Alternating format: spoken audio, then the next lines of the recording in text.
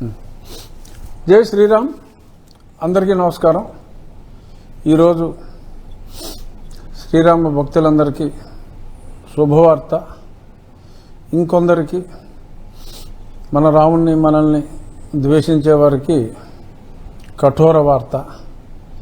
అదేమిటంటే మరి జడ శ్రావణ్ కుమార్ అనే ఒక మాజీ మ్యాజిస్ట్రేట్ లాయర్గా అవతారం ఎత్తిన తర్వాత చాలా దిక్కుమాలిన కేసులు వేస్తున్నాడు.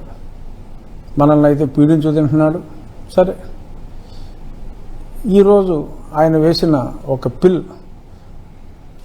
ఈ నెల 15వ తారీఖు ఆయన ఒక రిట్ వేయటం జరిగింది. ఆ రోజు నేను కూడా నా ఆర్గ్యుమెంట్స్ కూడా వినిపించడం జరిగింది.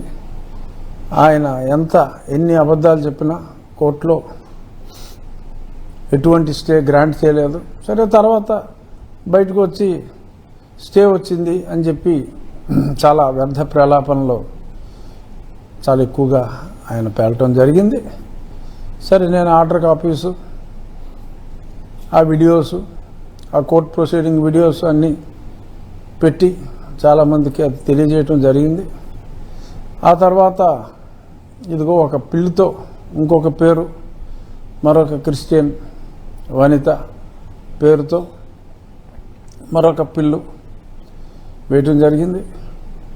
ఆ పిల్లి వాళ్ళ హైకోర్టు ప్రధాన న్యాయమూర్తి మొన్ననే ఛార్జ్ తీసుకున్న శ్రీమతి గిల్ గారి కోర్టుకి వచ్చింది. చాలా స్పష్టంగా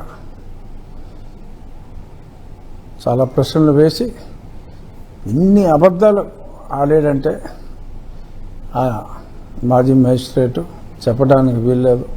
అనుమతులన్నీ తీసుకుని మనం అక్కడ మరి ఆ శిథిలావస్థలో ఉన్న ఆ ప్రాంగణాన్ని శుభ్రం చేసిన తర్వాత ఎటువంటి అనుమతులు లేకుండా ఇవన్నీ చేశారు అని చెప్పి అసలు ఒక న్యాయవాదిగా ఉండి అన్ని అబద్ధాలు ఆడటం అనేది అది ఒక్క జడకే సాధ్యమేమో. ఎందుకంటే కటిక అబద్ధాలు అంటారు చూసారా మనం, అలాగా కటిక అబద్ధాలు ఇష్టం వచ్చినట్టు ఆడేశాడు. ఏదేమైనా అది అతని సంస్కారం.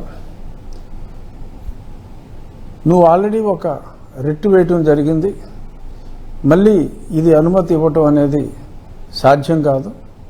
అందుచేత డిస్మిస్ అని పేర్కోవటం జరిగింది. యువర్ లార్డ్షిప్ డిస్మిస్ కాదు, డిస్పోజ్ అని చెప్పి అనండి అని చెప్పి ఆయన బ్రతిమాలుకోవడం జరిగింది. బహుశా మరి డిస్మిస్ అంటారా, డిస్పోజ్ అంటారా, ఏదైనా ఒకటే.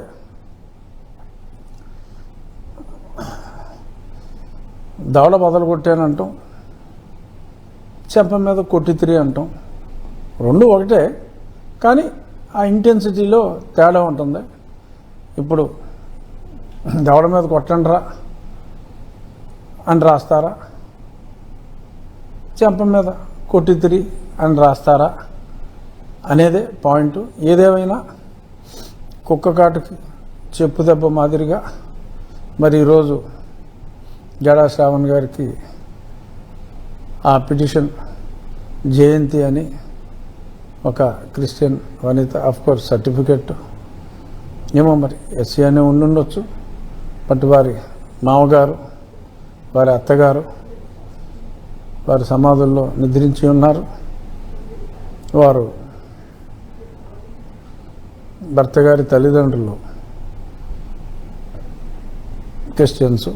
వీరు కూడా రెగ్యులర్గా అదే పెద్దపేటలో వారి భర్తతో కలిసి చర్చికి రెగ్యులర్గా వెళ్తారట. వెళ్ళండి, చర్చికి మీరు వెళ్ళండి, తప్పే ఉంది. మేము గుడి కట్టుకుంటాం, మా గుడికి మేము వెళ్తాం, కలిసిమెలిసి ఉందాం అని చెప్పినప్పటికీ కూడా మరి ఎక్కడో ఉండే జడా శ్రావణ్ వీళ్ళందరినీ రేగొట్టి ఎందుకు మేమన్నా మా దేవుడన్నా మీకు అంత కోపం జడా? నీలికుమారా, ఇంకో ముగ్గురు లోకల్ వాళ్ళందరూ బాగానే ఉన్నారు. ఎవరో ఒకళ్ళిద్దరిని రెచ్చగొట్టడం, ఎందుకంటే లోకల్ వాళ్ళ పేరు మీద వేయాలి కాబట్టి ఖర్చులన్నీ మేము చూసుకుంటాం అని చెప్పి వీళ్ళని రెచ్చగొట్టి ఈ పిల్స్ వేయటం, ఈ రిట్లు వేయటం ఇలా చేస్తున్నారు.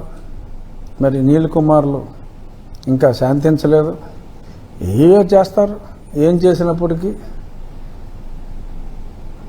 మన దేశంలో, మన భారతదేశంలో, మన శ్రీరాముడు నడయాడిన ఈ భూమిలో, సరే మనం సెక్యులరిజం పాటిస్తున్నాం, మంచిది.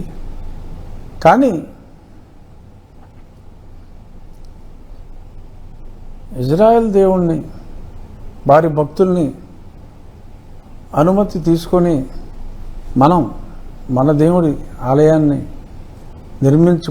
నిర్మించుకోవాలి అని వారు అనుకోవటం ఎక్కడ చరిత్రలో ఒకరోజు నంది బొమ్మగా వచ్చి నిమజ్జనం కాబడే గొంతెనమ్మ అనే కాన్సెప్ట్ని గొంతెనమ్మ టెంపుల్ అని చెప్పి నోటికొచ్చినట్టు ఈ అన్యమతస్థుడు మాట్లాడేయటం ఇతర మతస్థులతో. మరి ఒకసారి క్రిస్టియానిటీ తీసుకున్న తర్వాత కొన్ని గొంతెనమ్మ కాన్సెప్ట్ కూడా ఉండదు. ఎందుకంటే అసలు విగ్రహారాధనే క్రైస్తవ మతానికి వ్యతిరేకం. మరి నో ఐడిల్ వర్షిప్ అనే క్రైస్తవంలోకి వెళ్ళి, నో కులం అనే క్రైస్తవంలోకి వెళ్ళి, మేము గొంతెనమ్మ గుడి కావాలో లేదంటే రాముడి గుడి వద్దో ఇటువంటి నినాదాలు చేస్తూ మరి ఈ రకంగా దేవాలయం పునర్నిర్మాణం, ఎప్పటి నుంచో అక్కడ దేవాలయం ఉంది, అయ్యేమీ చెప్పకుండా ఏదో రచ్చబండ use to be there madam అని ఏదో రకరకాలుగా మాట్లాడి మాయ మాటలు చెప్పే ప్రయత్నాలు. సరే ఇంకెన్నాళ్ళు చేస్తారో, ఎన్నాళ్ళు చేసిన జడ పంజరదమ్మ. మేమందరం ఉన్నాం, కోట్లాది రామభక్తులు ఉన్నాం. కోట్లాది దేశంలో కోట్లాది రామభక్తులు ఉన్నాం అన్న పదాన్ని మరల మరల మరల మరల అండర్లైన్ చేసి చెప్తూ ఎప్పటికైనా ఒకరోజు ఆలస్యమైన విజయం శ్రీరాముని భక్తులకే ఉంటుంది. ఈ శ్రీరాముడు నడయాడిన ఈ నేలలో మా రామాలయం నిర్మించుకోవటానికి అన్యమతస్థులు ఇబ్బందులు క్రియేట్ చేసినప్పటికీ కూడా ఎటువంటి అడ్డంకులు రావు.